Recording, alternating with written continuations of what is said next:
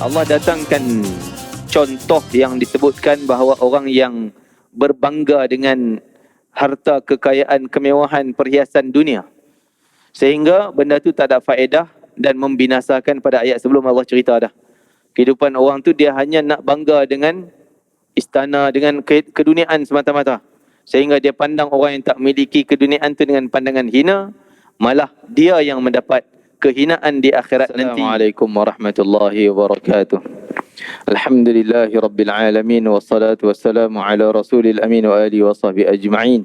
Nawayna ta'allum wa ta'lim wa tadhakkura wa tadhkir wa naf'a wal intifa' wal ifada wal istifada wal hatha ala tamasuk bi kitabillah wa sunnati rasulillah wa du'a ila al huda wa dalata ala al khair ibtigha'a mardatillahi wa qurbihi wa thawabihi ومغفرته ورضوانه وحسن الخاتمة عند الموت ورفع الدرجات في الجنة ومرافقة سيدنا محمد صلى الله عليه وآله وسلم وابتغاء شفاعة يوم القيامة على هذه النية وكل نية صالحة شاملة خيرات الدنيا والآخرة وإلى حضرة سيدنا محمد صلى الله عليه وآله وسلم. الفاتحة. أعوذ بالله من الشيطان الرجيم. بسم الله الرحمن الرحيم. الحمد لله رب العالمين الرحمن الرحيم مالك يوم الدين إياك نعبد وإياك نستعين اهدنا الصراط المستقيم صراط الذين أنعمت عليهم غير المغضوب عليهم ولا الضالين آمين. Kita sambung bacaan. Tuan-tuan yang ambil Quran boleh ambil mushaf Quran untuk sama-sama kita baca dan renung makna dan maksud ayat Al-Quran muka surat 493. Muka surat 493 tuan daripada surah Zukhruf ayat 48. Dari surah Zukhruf ayat 48. Muka surat 493. أعوذ بالله من الشيطان الرجيم. بسم الله الرحمن الرحيم. وما نريهم من آية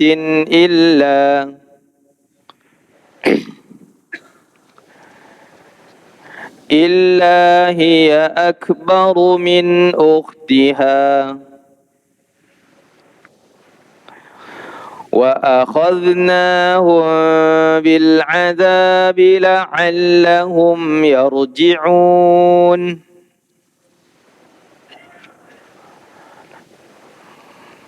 وقالوا يا أيها الساحر ادع لنا ربك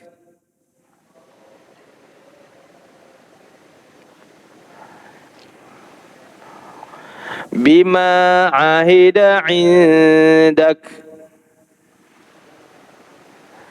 إننا لمهتدون. فلما كشفنا عنهم العذاب إذا هم ينكثون. ونادى فرعون في قومه قال يا قوم أليس لي ملك مصر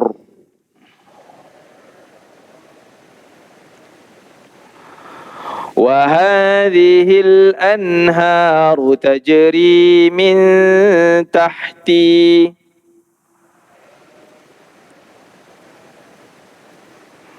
أفلا تبصرون. أم أنا خير من هذا الذي هو مهين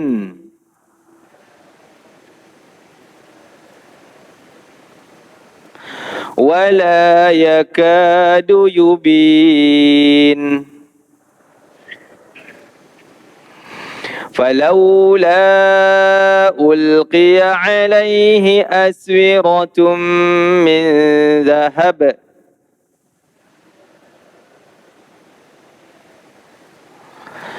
أو جاء معه الملائكة مقترنين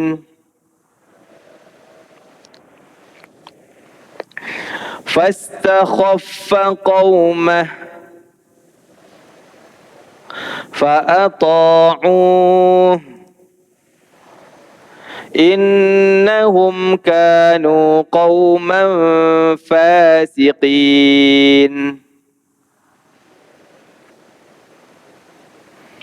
فلما آسفونا انتقمنا منهم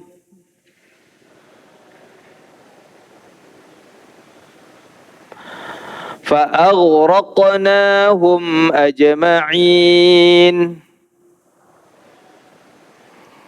فجعلناهم سلفا ومثلا للآخرين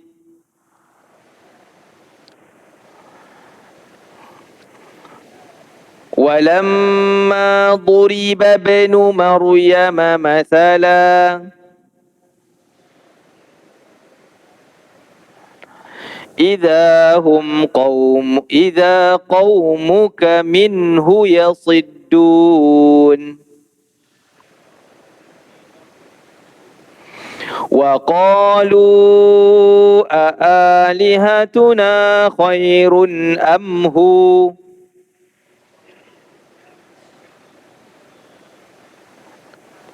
ما ضربوه لك إلا جدلا بل هم قوم خصمون إن هو إلا عبد أنعمنا عليه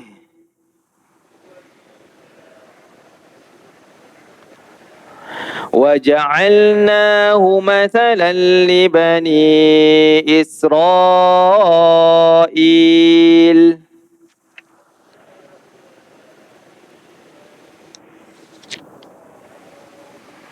ولو نشاء لجعلنا منكم ملائكة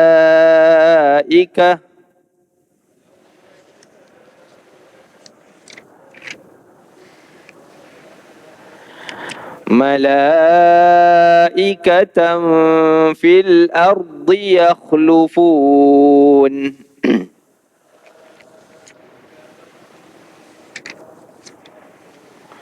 صدق الله العظيم به نستعين على أمور الدنيا والدين وعلى آله وصحبه ومن نصره واتبعه ووالاه إلى يوم الدين رب اشرح لي صدري يسر لي أمري واحلل عقدة من لساني يفقه قولي أما بعد.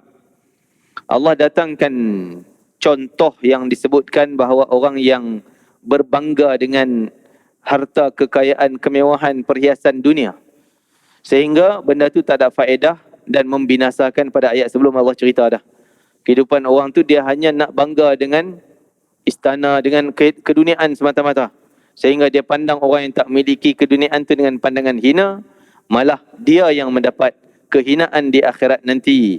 Allah datangkan contoh yang pertama, contoh kisah Nabi Musa dan musuh yang dihadapi adalah Fir'aun. Sehingga Allah, walaupun cerita ni cerita yang dah berulang pada kisah-kisah yang sebelum, tapi di sini sesuai pada kehendak yang Allah nak sampaikan. Sebenarnya Allah nak bagi pengajaran kepada orang kufar Quraisy. Orang kufar Quraisy dia bangga dengan kekayaan yang dia miliki. Dia hina Nabi Muhammad SAW. Macam dia tu nak dapat wahyu. Konon dia hina Nabi. Aku ni kalau dia dapat wahyu, patut ada lebih orang lain yang lebih layak daripada dia. Orang yang banyak harta, yang berpengaruh, yang memimpin masyarakat, lebih utama daripada Muhammad. Penghinaan.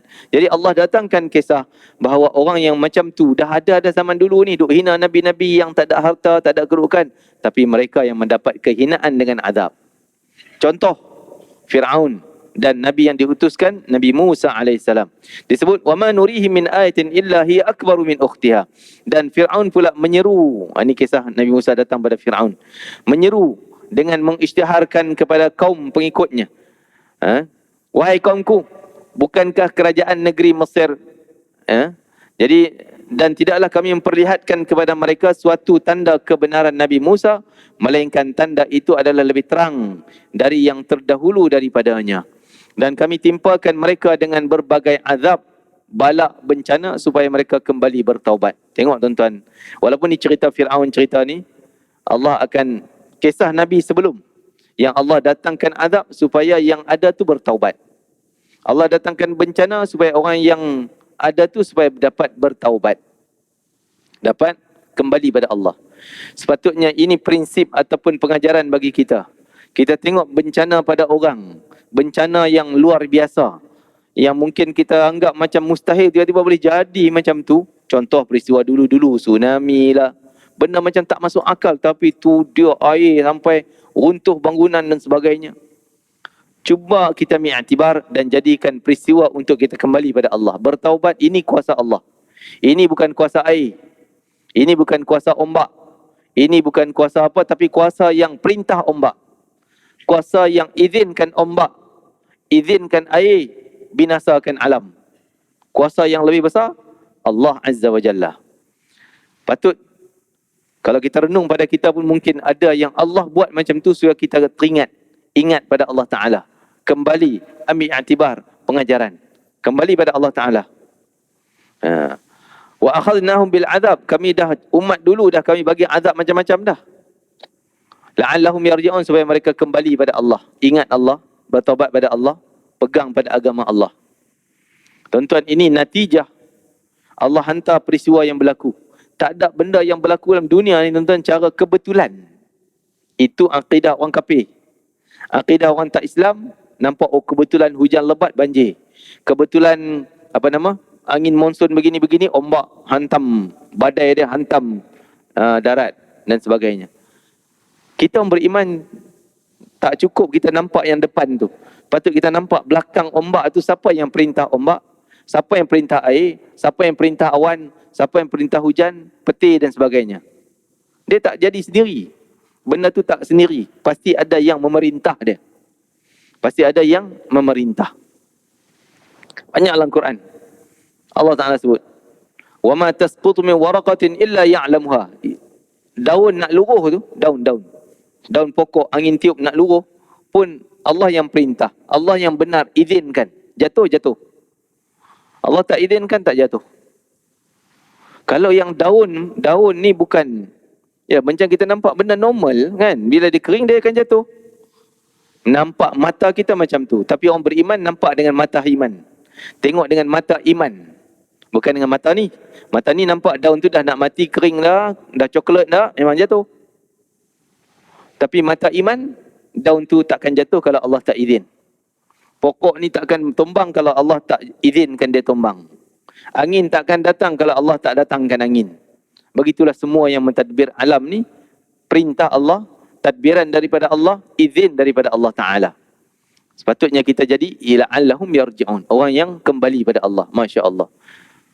Ingat pada kebesaran Allah. Sebab tu setiap hari kita disunatkan untuk tengok alam sekitar dengan membaca ayat tentang tafakkur. Selalu saya sebut tuan-tuan, tuan-tuan mengingat lagi kot ayat tu. Bangun pagi, jangan lupa baca ayat Quran 190, ayat 190 sehingga 200. Surah Ali Imran. Dalam tu ayat tafakkur fi khalqillah. Kita merenung pada keajaiban alam, pertukaran siang malam. Walaupun kita tak faham makna dia, tapi tolong tanda Quran tu baca setiap malam. Itu sunnah Nabi. Nabi bangun baca yang tu. Surah apa tadi? Ali Imran, penghujung 11 ayat terakhir. 11 ayat yang terakhir surah Ali Imran 190 sehingga 200. Wa qalu ya ayyuhas sahiru, maka telah Firaun nak mencabar Nabi Musa. Dia tengok Nabi Musa macam boleh buat sihir. Padahal Nabi Musa tunjuk tu bukan sihir. Yang Nabi Musa tunjuk tu mukjizat. Apa beza mukjizat dengan sihir? Dua-dua benda ajaib. Benda ajaib. Sihir, benda yang boleh belajar. Siapa belajar, hafal jampi serapah ni, boleh buat. Ilmu yang boleh dipelajari. Maksud boleh tu, orang belajar dapat. Tapi dalam Islam, tak dihalalkan kita belajar ilmu sihir. Tak dihalalkan kita mengamalkan ilmu sihir dalam Islam. Tapi ilmu mukjizat dia bukan satu ilmu yang boleh dipelajari. Itu anugerah pemberian Allah. Dan sihir mungkin terlibat dengan syirik. Tapi adapun mukjizat tak terlibat dengan syirik. Perkara anugerah Allah. Nak menaikkan nama ataupun nak menjelaskan Nabi yang sebenar, dia datangkan mukjizat. Nabi Musa AS tunjuk tangan dia, seluk pokit keluar-keluar jadi spotlight, cahaya terang benderang. Campak tongkat jadi ular besar. Nabi Musa AS. Maka Fir'aun kata, ya ayyuhas sahir ud'u lana. Kan? Dan mereka merayu kepada Musa dengan berkata, wahai orang yang bijak pandai, pohonlah kepada Tuhanmu keselamatan untuk kami dengan kemuliaan pangkat Nabi yang diberikan kemuliaan padamu. Sungguhnya kami sudah itu patuh dan beriman. Innana lamun. Ini maaf saya, ini orang sihir, tukang sihir tu yang cakap. Maksud setelah mereka nampak kebenaran Nabi Musa. Nabi Musa campak tongkat jadi ular besar, makan ular kecil-kecil dia orang. Dia orang tukang sihir ni, dia ambil tali banyak-banyak tu, dia campak, nampak macam ular lari, kecil. Datang Nabi Musa campak tongkat. Banyaklah jadi tali tadi dah banyak ular. Tapi ular dia orang ni tak patuk pun manusia yang ada. Dia hanya nampak khayal. Dia sihir di mata ni sehingga orang khayal nampak macam ular. Nabi Musa campak tongkat jadi ular besar, ngap makan habis semua tadi, ular kecil tadi. Dia orang pun faham ilmu Nabi Musa ni bukan ilmu sihir. Ini ilmu Allah, ilmu lain ni, ilmu lain, mukjizat Musa. Tak ada ilmu sihir yang boleh buat macam tu. Sehingga mereka kata, ud'u lana rabbak, tolonglah doakan pada Tuhan engkau wahai Musa untuk kami selamat. Sehingga kami nak percaya, nak beriman dengan Tuhan engkau. Maka dikatakan mereka ni beriman. Itu yang Allah Ta'ala sebut dalam tentang Nabi sebut tentang kisah tukang sihir. Paginya mereka kafir, syirik, petangnya mati syahid. Petangnya mati syahid. Siapa dia? Tukang sihir yang menentang Musa pada awal pagi. Tengah hari mereka tukar jadi beriman pada Musa, sujud pada Musa, taat pada Musa, sehingga mereka disalib oleh Fir'aun, mati mereka syahid. Syurga terus. Falamma kashafna anhumul azaba idahum yankuthun. Setelah kami hilangkan azab itu daripada mereka, mereka terus mencabuli janji mereka. Sebahagian daripada tukang sihir ni yang ingkar janji. Nak beriman, kononnya nak beriman tapi tak beriman pun. Ada macam tu, tapi kebanyakannya sujud atau beriman pada Musa. Wa nada Fir'aun fi qaumi. Fir'aun seru kaum dia. Qala ya qaumi. Dia kata, wahai kaum aku, alaysa li mulku Misra? Bukankah aku ni raja Mesir? Aku raja Mesir. Wa hadhil anharu tajri min tahti. Dan ni sungai Nil mengalir di bawah pemerintahan aku, bawah kuasaan aku. Aku kata stop, jalan. Oh, dia Nabi dah mengaku macam Tuhan. Afala tubsirun, kamu tak perhati ke? Tak tengok ke? Aku punya hebat, tengok sungai Nil tak pernah kering. Dia mengaku dia Tuhan lah, mengalirkan sungai Nil. Sungai Nil, Masya Allah. Jadi alam ni tuan-tuan, kadang syaitan ni tolong bantu untuk menyesatkan orang. Ada orang dia pergi nampak pokok pelik sikit, dia puja. Dia minta hajat dia, tunai hajat dia. Sebenarnya bukan pokok tu yang menunai hajat dia, tapi syaitan yang datang nak menyesatkan dia, tolong tunaikan hajat dia. Syaitan. Begitu juga sungai Nil juga jadi sembahan pada satu ketika masyarakat di zaman sebelum datangnya Sayyidina Umar Al-Khattab jadi pemerintah. Empire Islam sebelum terbuka zaman Sayyidina Umar. Di situ orang sujud menyembah pada benda-benda yang hebat ni. Jumpa batu besar, lain macam dia sembah batu. Jumpa sungai Nil yang memang memberi minuman untuk dia orang, binatang segar, tanaman segar. Dia sembah sungai Nil. Sembah, anggap sungai Nil itu Tuhan mereka. Kan? Jadi maka dikatakan sungai Nil ni dia macam ada musim dia dikering. Jadi masyarakat pada ketika tu mereka menyembah sungai Nil, buat puja-pujaan lah.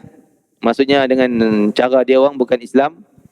Antaranya mereka menghadiahkan pada Sungai Nil seorang wanita anak dara yang paling cantik, korban untuk Sungai Nil, supaya Sungai Nil jalan tak kering. Kering sekejap, campak perempuan manusia yang hidup, campak Sungai Nil, air Sungai Nil akan naik melimpah.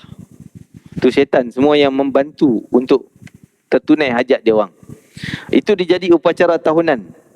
Sehingga datanglah Sayyidina Amru bin Al-As radhiyallahu anhu, sahabat Nabi, jadi gubernur zaman Sayyidina Umar Al-Khattab.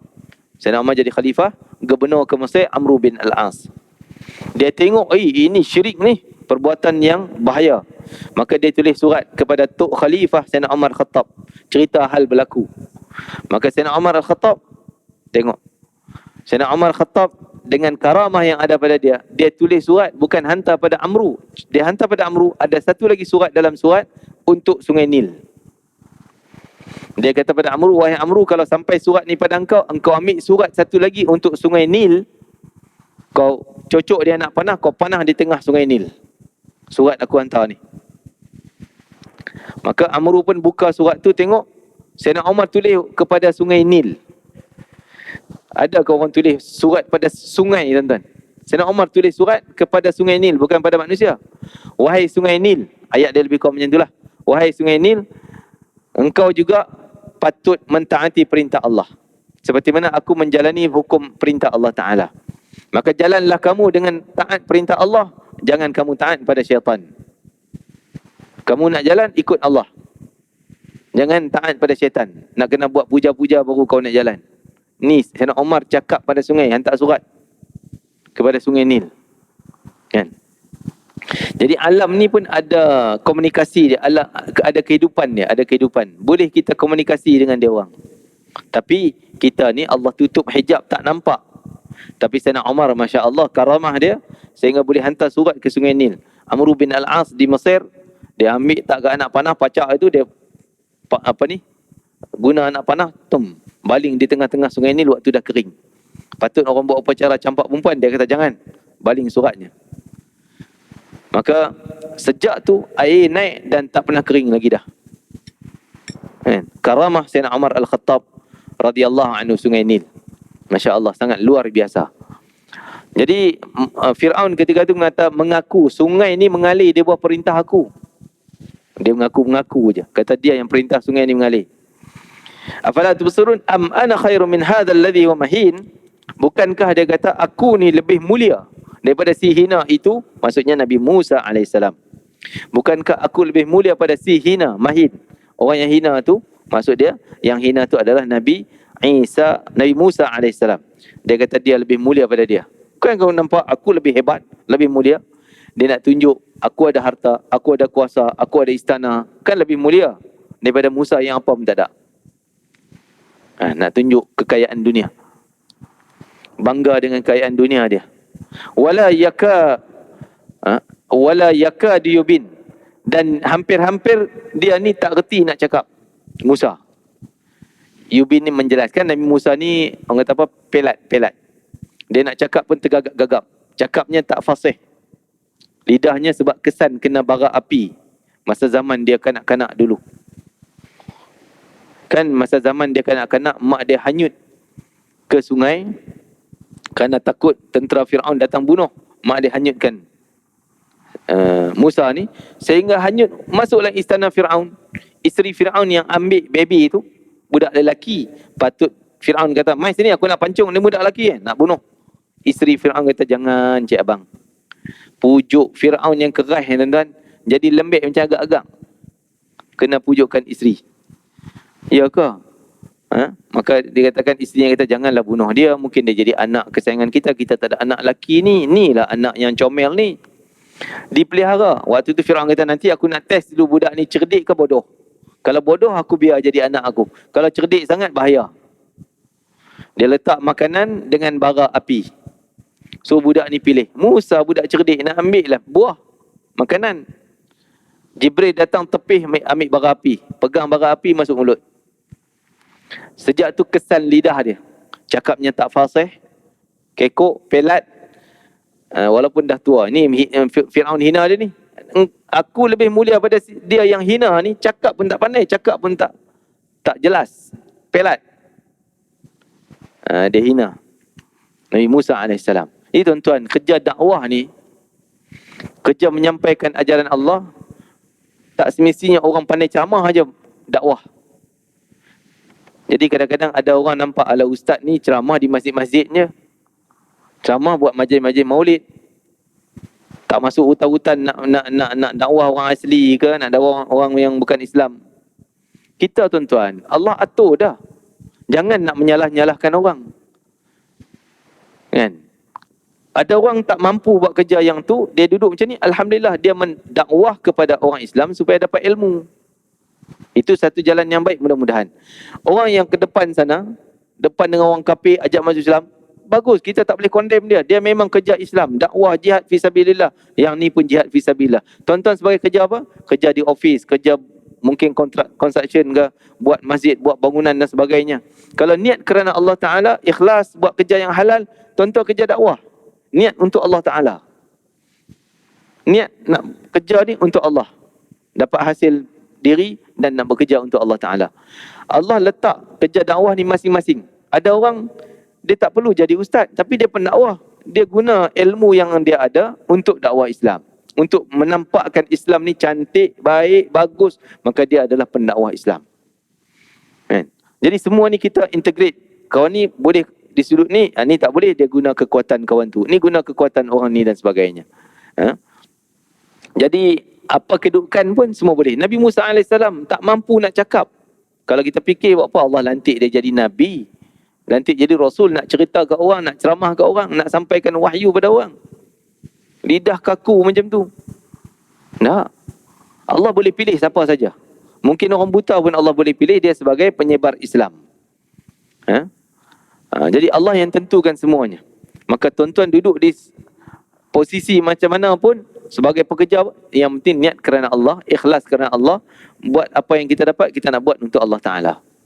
Sama ada kita hanya menjaga kepentingan anak-anak. Contohnya ada orang tak mampu nak depan masyarakat, tapi dengan anak dia kontrol. Jangan buat macam tu, buat macam ni. Jangan pakai macam tu, pakai macam ni. Jangan makan yang tu, haram, tak ada tanda halal. Yang ni, dia kontrol anak. Dia juga dipilih sebagai pendakwah Allah Subhanahu Taala, menyebarkan agama Allah. Jadi semua kebaikan ada. Ada kebaikan masing-masing, lorong masing-masing. Jadi Nabi Musa tak mau cakap, falaula ulqiya alaihi asratun min dhahabin. Kalaulah betul dia ni sebagai Rasul, ni Fir'aun sambung lagi ayat hina Nabi Musa. Macam dia nak jadi Rasul, maka sepatutnya ia dipakaikan oleh Tuhannya dengan gelang emas menyangkut. Patut dia ada perhiasan. Kaya ni, emas ni, Fir'aun penuh emas. Pakai rantai emas, telinga emas, semua emas. Kalau jadi Rasul, patut dia nampak kekayaan macam aku ni, baru layak jadi Rasul. Ni cakap Fir'aun. Itu kita nak sebut pada awal surah Zukhruf, Allah nak ceritakan orang banyak yang bangga dengan apa yang dia miliki daripada harta dunia, sehingga dia menghina orang yang tak ada harta dunia. Ini bahaya penyakit ni. Penyakit ni penyakit Fir'aun ni. Penyakit Fir'aun. Yang hina Nabi Musa, apa pun tak ada, emas satu benda pun tak ada, perhiasan dia. Nak suruh dia ikut dia. Nak jadi Rasul, patut kau jadi Rasul. Ulqiya alaihi asratun min dhahabin. Patut dia miliki emas menyaku ni, perhiasan sini, perhiasan sana, kekayaan. Au ja'a ma'ahu malaikatul muqtarinin. Ataupun sekurang-kurang tak ada kekayaan pun, dia bawa mailah malaikat jadi bodyguard dia, tunjuk kat kita, baru percaya dia Rasul. Jadi jangan kita menilai kebaikan di sisi Allah dengan penilaian harta benda, dengan penilaian pintar cakap, dengan penilaian semua tu. Penilaian sebenar, taat pada perintah Allah, tunduk pada perintah Allah, mengamalkan ajaran Allah, sunnah Nabi dan sebagainya. Itu penilaian yang sebenar.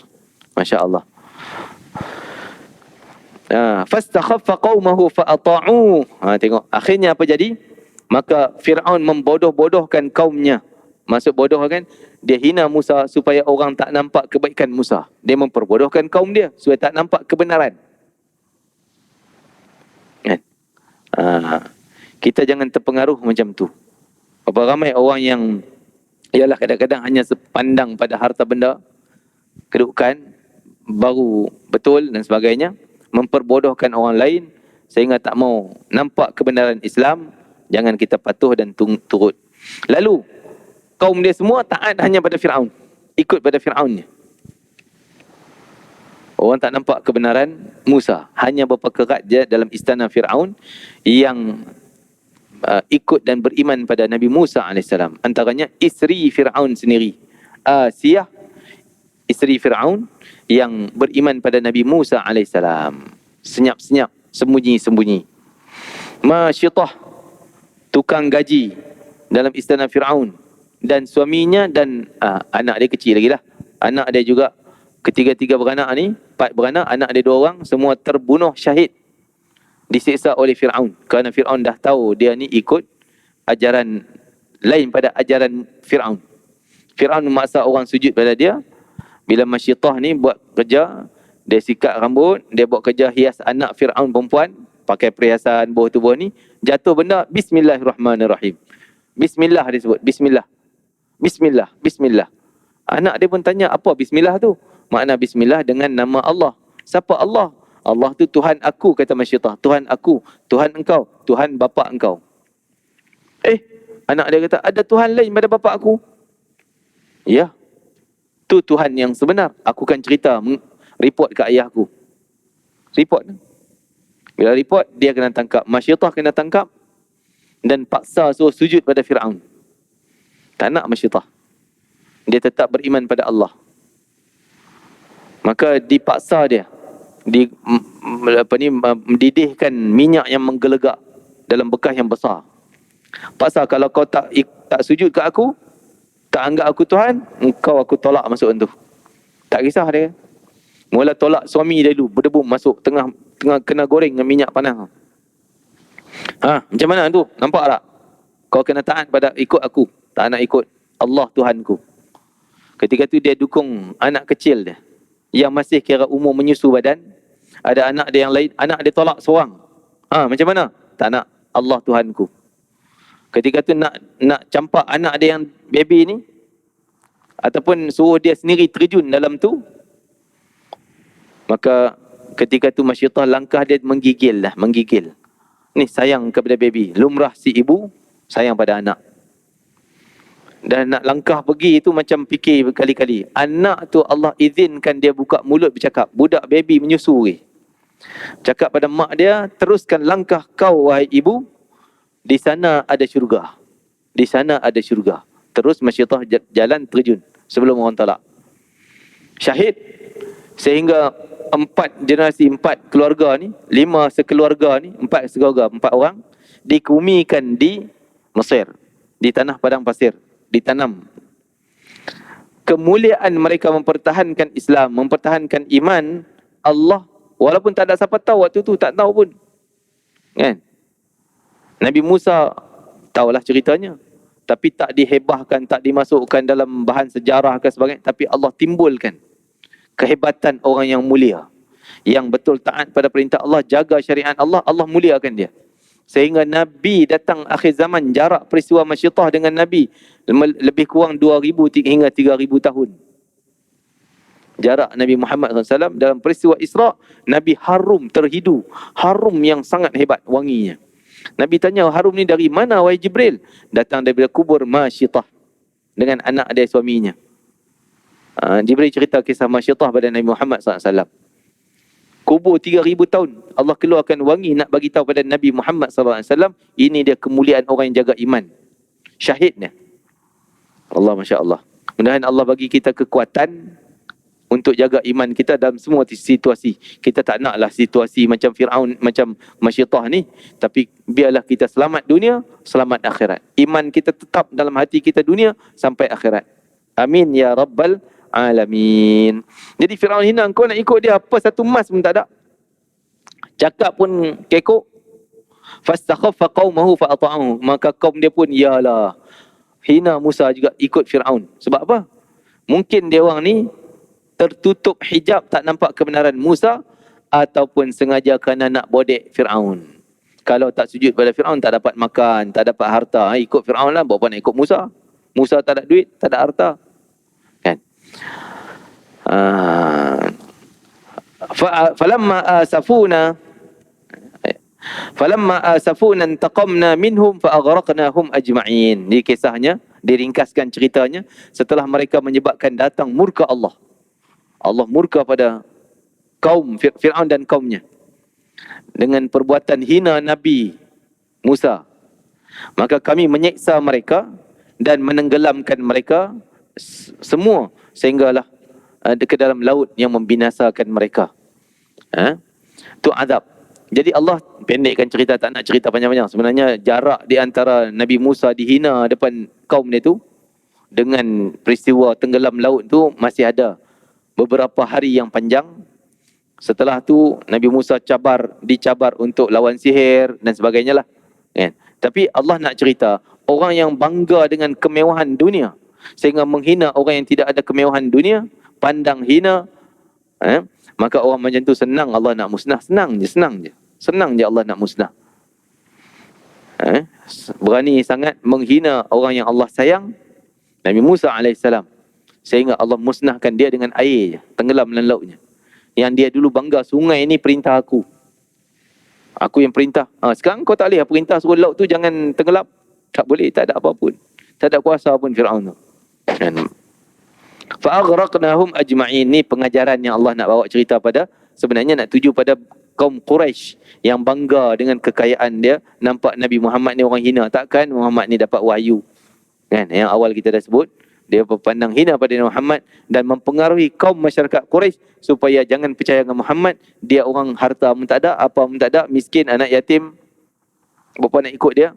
Macamlah geng Fir'aun ni. Dulu Allah musnah dah. Tapi kamu tak mau ambil iktibar. Peristiwa Fir'aun dah ada, kamu tak mau belajar.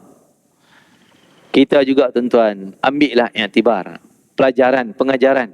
Berlaku je kita kembali pada Allah Ta'ala. Pasti ada benda, berita, mesej yang Allah nak sampaikan daripada apa yang berlaku ni.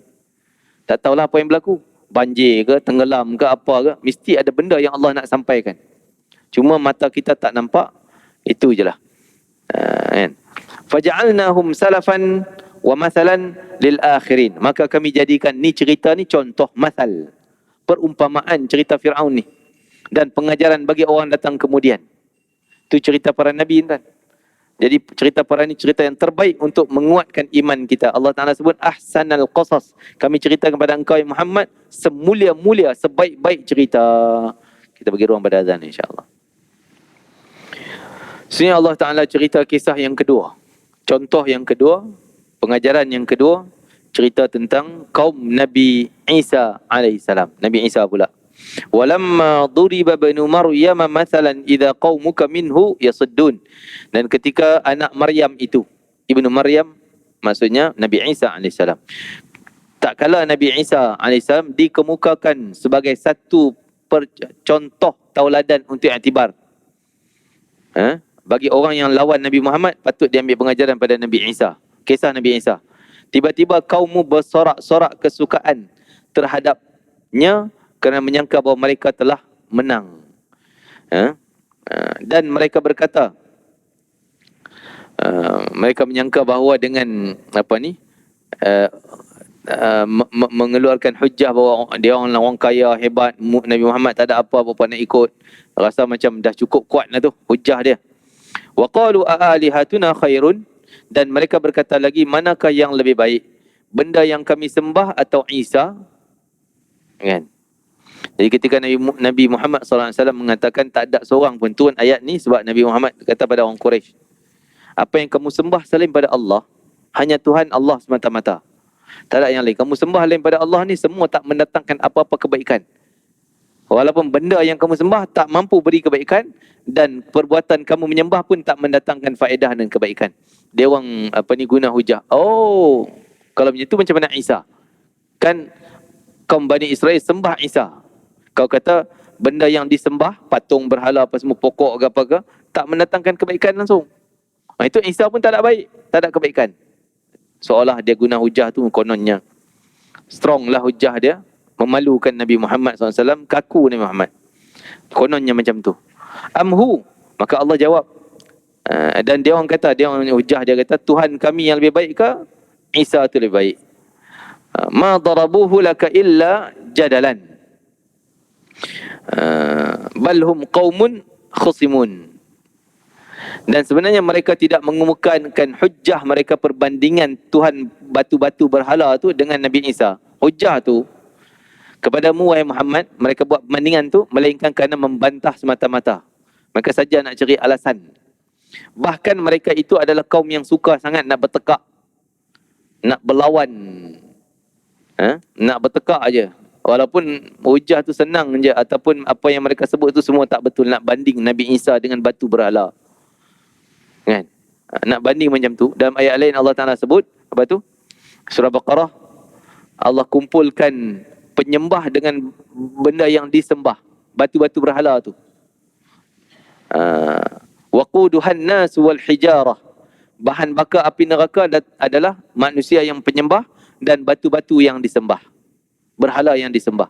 Semua Allah campak dalam neraka. Maka dia orang kata kalau itu Nabi Isa pun dicampak dalam neraka saja, dia nak lawan bertekak.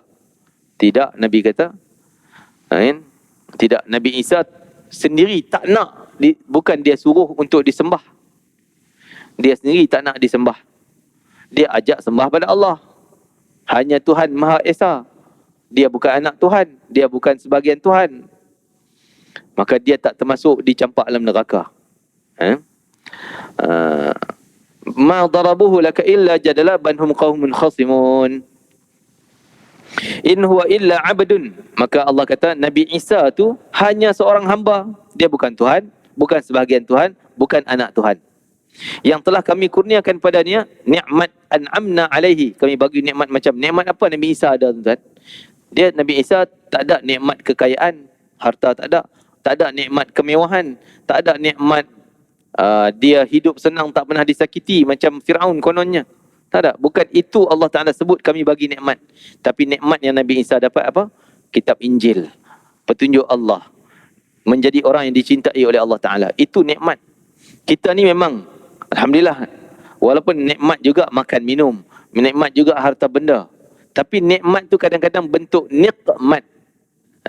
Beza perkataan tu. Nikmat nun ain, nikmat nun qaf. Nikmat benda yang menyedapkan kita, menenangkan kita, membawa kepada kebaikan. Nikmat. Nikmat nun qaf, mim ta bunyi lebih kurangnya, tapi ejaan dia lain. Huruf nun qaf. Itu bencana.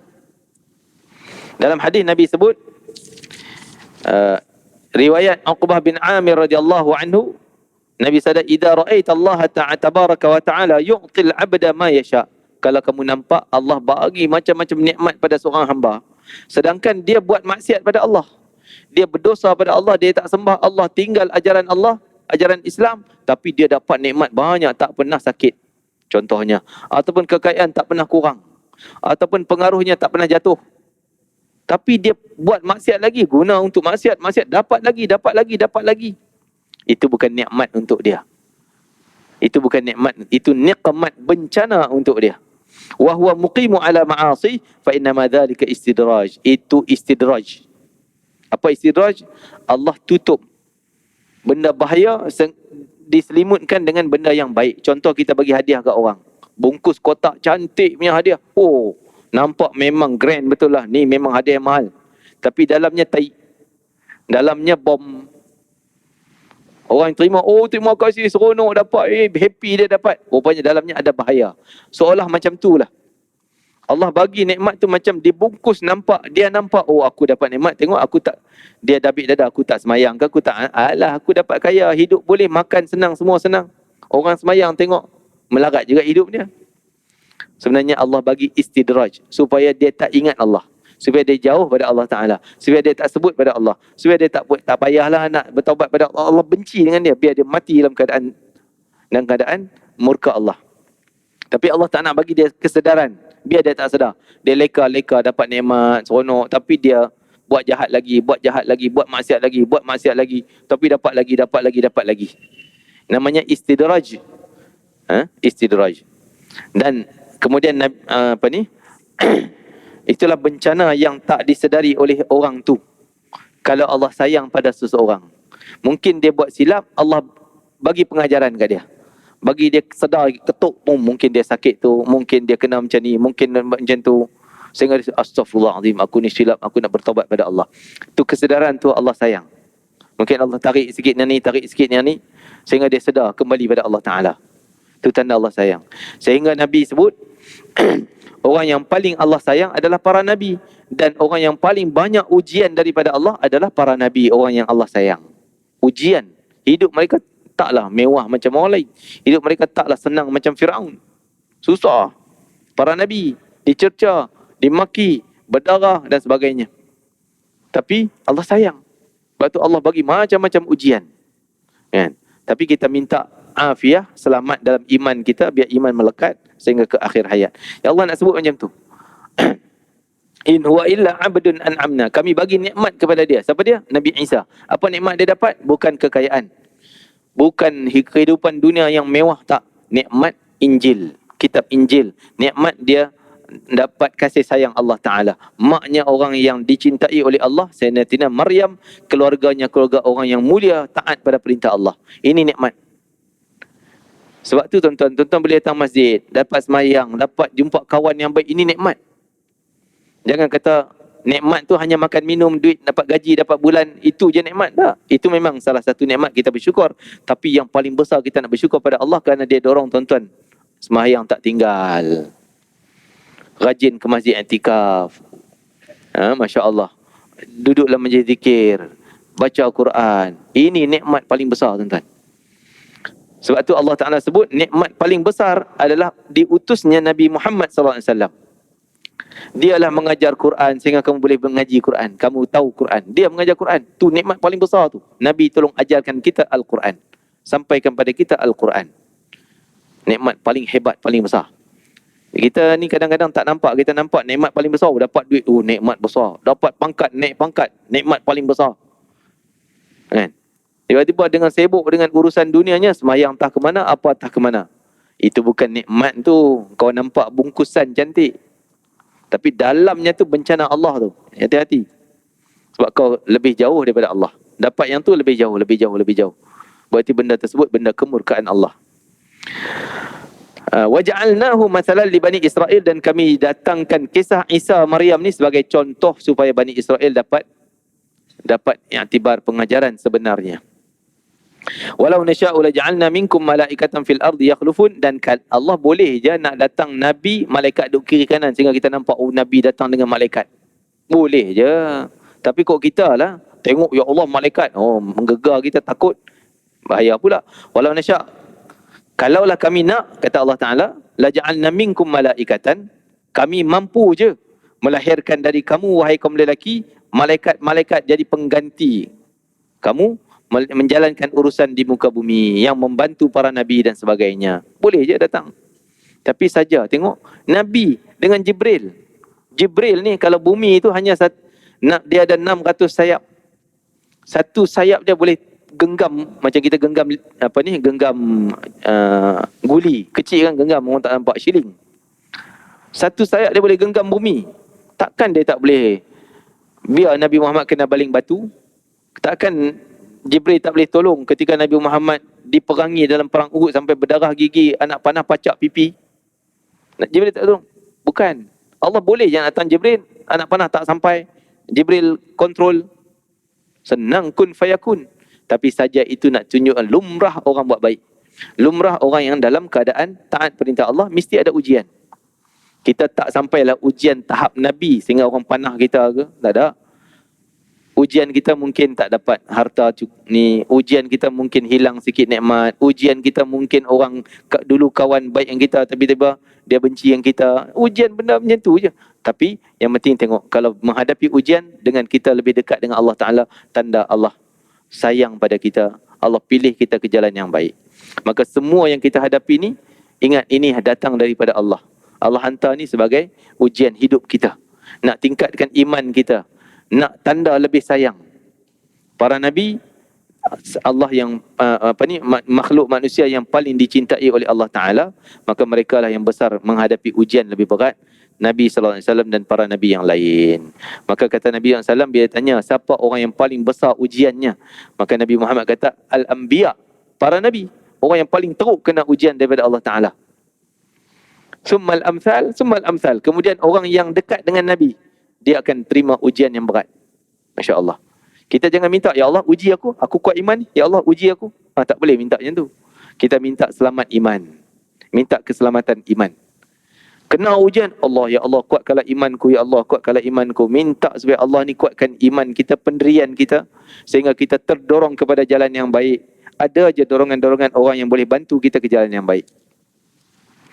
Masya Allah, mudah-mudahan Allah istiqamahkan kita, tetap pendirian kita dengan agama Allah, dengan keimanan, dengan kesalehan amal kita. InsyaAllah. Amin ya Rabbal Alamin.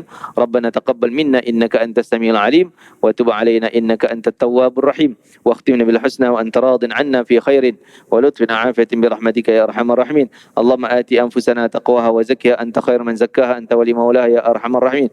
Rabbana atina fid dunya hasanah fil akhirati hasanah wa qina adzaban nar. Wa sallallahu ala sayyidina Muhammad wa ala alihi wasallam. Walhamdulillahi rabbil alamin. Taqabbalallahu minkum innakum taqabbal ya karim. Assalamualaikum warahmatullahi wabarakatuh.